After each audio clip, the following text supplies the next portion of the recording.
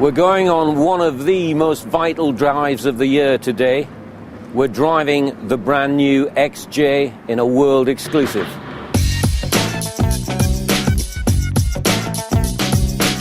We're going to go from Birmingham right to John O'Groats at the very tip of the UK to see just how well this car performs.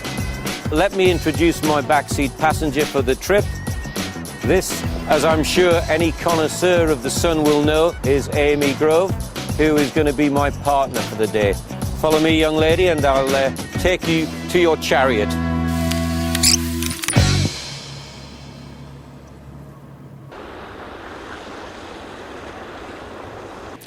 When I told you that we were going on an epic drive, you may have felt that I was doing a bit of journalistic license, but as you can see, I've laid on the snow for Amii. We have our own Scottish winter wonderland.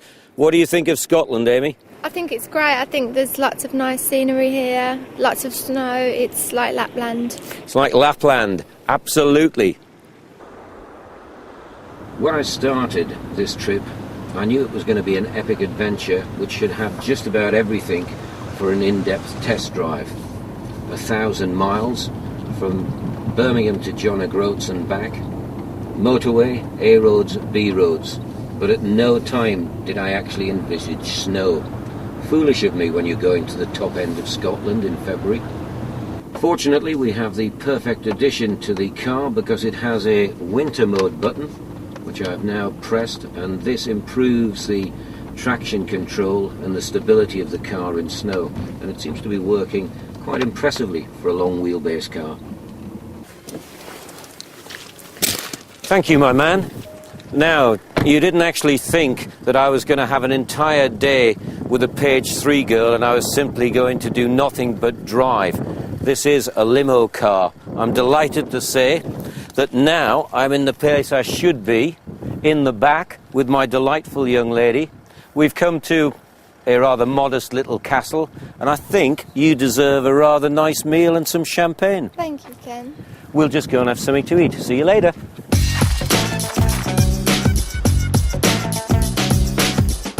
Okay, let's cut to the chase and get to the nitty-gritty.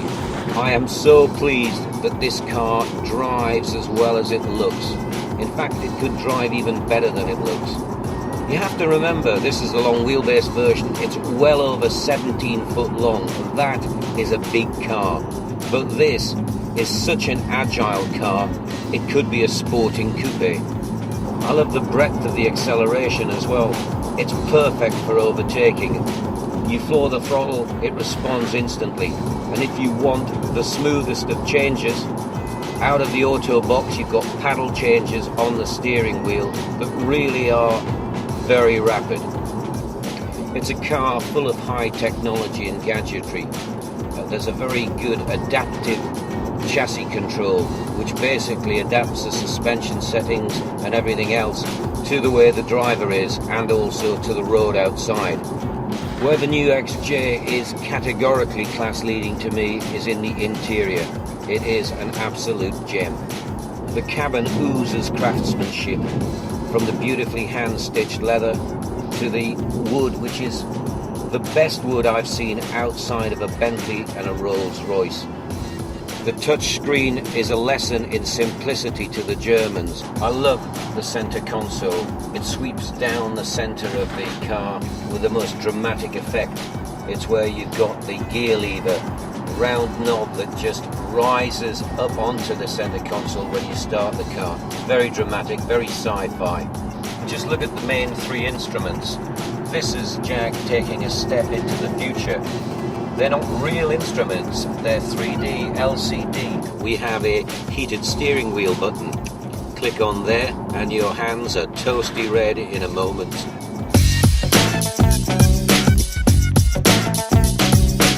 So we've finally completed our epic journey. Just over 1,000 miles and we're back in Birmingham. So a mark out of 10 for the XJ on the Amii Richter scale? I would say that this car is 9.5. 9.5, impressive stuff, Jaguar.